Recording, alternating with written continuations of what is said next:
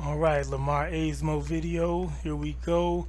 And also on a Great Society Ministries, I'll upload this one to both channels because on my other channel I deal with more religious topics that pertain to religion and philosophy, debate, hopefully discussion. If I get more views and comments over there, I'll be able to have that's how we progress ideas and check our viewpoints, is when you do have someone who is an opponent.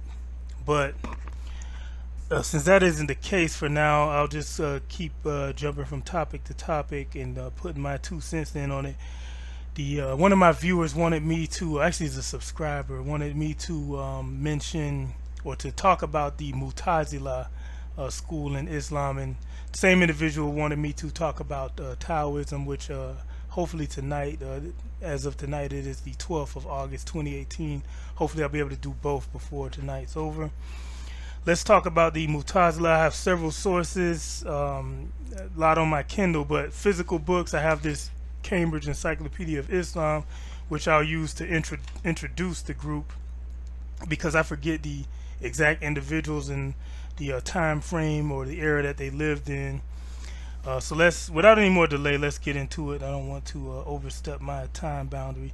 The chief merit of the Brethren's teaching is that it recognizes no serious conflict between philosophical and religious truth. The other philosophers discussed until now concurred in principle in the harmony of the two forms of truth, but they develop elaborate cosmological and metaphysical systems inspired by the legacy of the great Neoplatonic philosopher Plotinus and his master Plato. Aristotle figured prominently only in those more discursive areas such as logic, ethics, physics, and cosmology. A parallel development in learned circles gaining ground in the 9th century was a systematic theology, generally referred to as the science of dialectic, ilm al-kalam. You'll see it anglicized as kalam. It'll be K-A-L-A-M. It's the Arabic word kalam or kalam. Began to take shape toward the end of the 7th century or the beginning of the 8th century at the hands of such scholars as Al-Hasan al-Basri, and he died in 728, and his disciple Wasil ibn Atta, and he I guess he lived between 700 and 748, and Amr ibn Ubaid, he died in 762, and others who belonged to a religious group known as the Qadaris, advocates of free wills or human qadar.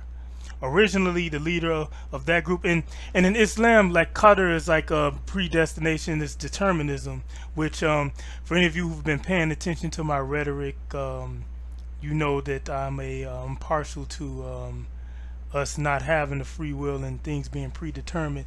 And that's not even just from a religious standpoint, but that's also just from a secular standpoint too, because everything's tied into a causal change, and there's seemingly no event that happens ex nihilo, in other words, from nowhere.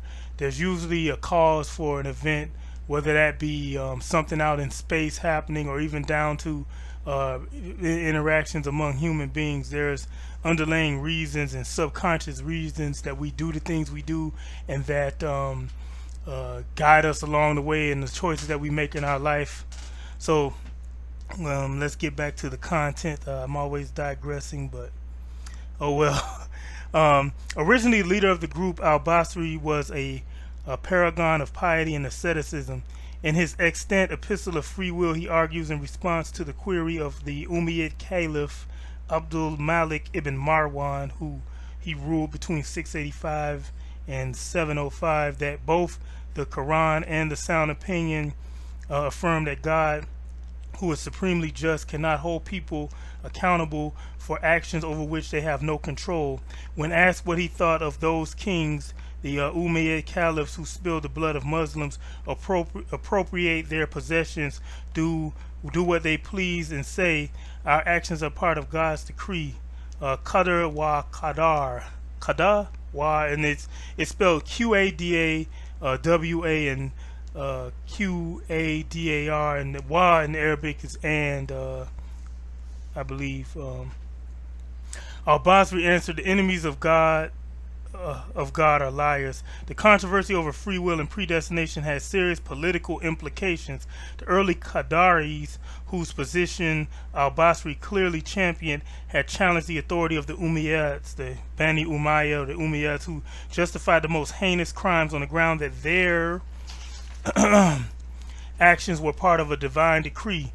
Two leaders of the Qadari movement, Ghaylan al-Damashqi and Mabad al-Jilani, challenged those Umayyad claims and were put to death by the order of the Umayyad caliphs in 743 and 699 respectively. It is possible that al-Basri, known for his Qadari leanings, may have recanted out of fear for his own life, as some sources mention. Wasil ibn Atta, continuing al-Basri's liberation from the Qadari line, is generally regarded as the founder of the greatest theological movement in Islam, the Mutazilism. So, West Asian Levantine is I'm sorry. Hopefully nobody trolls you after I mention you, but there's your answer. He's this Wasil. Apparently, this Wasil ibn Atta is the given credit for the foundation of the Mutazila school within Islam.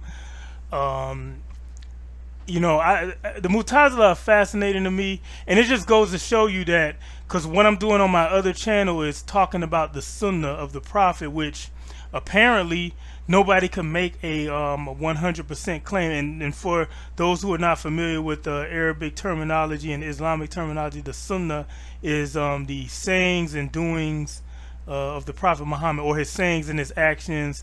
And Muslims, a lot of Muslim sects tend to want to emulate his and his companions' actions, in the belief that that is the most that's the best way to live and to practice Islam. With that being said, let's continue into the content, because I'm approaching my limit in a few minutes here.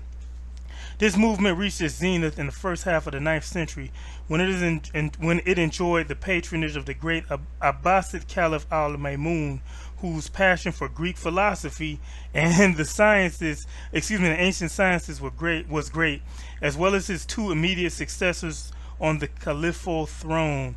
And that's interesting, because Sunnis are apologists for the Bani Umayyah, especially the likes of Muawiyah. And the crazy thing, the Grand Mufti of Saudi Arabia actually is an apologist for Yazid, who's a notorious butcher of the Prophet Muhammad's grandson and some of his other relatives. So, and it's amazing that, but that goes to show you, and this is one of my main problems with the majority sect of Muslims. They have these principles that they excuse and exclude their leadership from. What I mean by that is, you'll have a Muslim population that claim to be Sunni and claim that they want to uphold the Sunnah and be righteous, but they'll support the worst tyrants, or at the very least, they'll be politically quiet while they're ruled by dictators, butchers, and evil people. And conversely, when they're led by a secular leader like a Gaddafi, who's not a religious fanatic, who actually has secular ideals and ideas, they'll want to get rid of him because he's not following the Sunnah. Same thing with Bashar al-Assad. They'll want to get rid of guys like that, but the people like the Al Saud crime family, who regularly break not only Islamic law, but they break laws that are laws like in the United States as well. Don't take my word for it. Any search engine. These people, these royal princes and princesses, have been caught abusing servants severely, engaging in homosexual activity, drinking alcohol, selling drugs. And in any of these offenses will get an average Saudi national killed, will get them beheaded. But I digress. But I just think that's an interesting note, how Sunnis will tolerate anything as long as a person claims to be, and again, quote unquote Sunnis, because let's not legitimize them by calling them that, because that's what they want us to call them when they can't know that for sure. Okay, in token of his Mutazilite sympathies in 827 and in 833, Al-Mamun instituted the notorious Minna or Inquisition, which stipulated that any religious judge, Qadi, who refused to profess the Mutazila thesis of the created Quran would be dismissed or jailed. By that mean, and that's another issue within Islam, within the different sects. You have some, like I believe the quote unquote Sunnis, and then there are four schools of jurisprudence. They actually believe that the Quran is like uncreated, and that they try to claim that it's from the speech of Allah, which makes it uncreated. It's an eternal word or some theological dogma that they made up. When the reality is that even if you're not a Muslim, if you're any kind of theist, if you believe in God, or if you're a deist, if you believe in a God and not necessarily a religion, I think a prerequisite for that would be that this supreme being has no equal or nothing that is comparable to him, and that being alone is eternal and ever existing and always existing. However, you have these sectarians who make the claim that the Quran is also co-eternal, which you know, I don't know how people draw these conclusions, but let's move on. The most famous opponent of this thesis was the renowned scholar and traditionist Ahmad ibn Hanbal, and that's one of the quote unquote Sunni schismatics. That's one of their legal schools, Hanbali, and actually it's the strictest school. It's like maybe two steps away from being Wahhabism. It's what Saudi Arabian, most of their law is based on Hanbali interpretation of Islamic jurisprudence.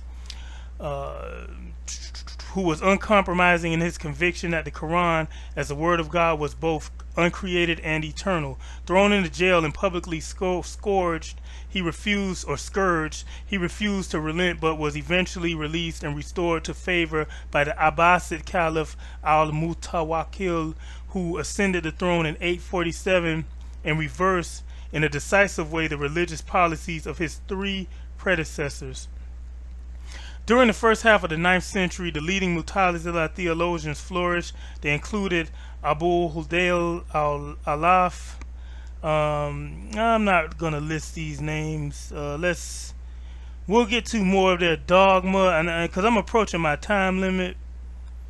Okay, actually, let's stick with this for a few more seconds. The chief aim of the Mutazila moral theology was the vindication of God's justice, which determinists like Jean ibn Safwan threatened, and which the Quran affirmed in numerous ways. By reducing human actions to natural or mechanical occurrences, the determinists, and it's Jabriya in Arabic, made a mockery of the entire concept of divine justice and religious obligation. To be worthy of God's promise in the hereafter, which is like his threats, are both true and irreversible according to the Mutazila.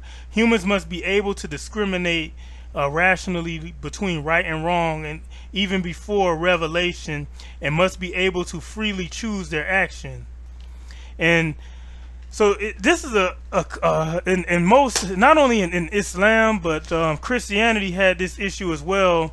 Calvinists, to my knowledge, are determinists. They don't believe in free will, and so are like Lutherans. I believe Martin Luther. That's why one of the reasons Martin Luther told his followers to be the biggest and best sinners they can be. I think that's, don't quote me on that, I'm not told, but it was either Luther or a Lutheran theologian who actually said that, because for us to it goes both ways in both religions, and I don't know to what extent Judaism is either pro or against free will, but there's different denominations in Islam and in Christianity that are proponents of both.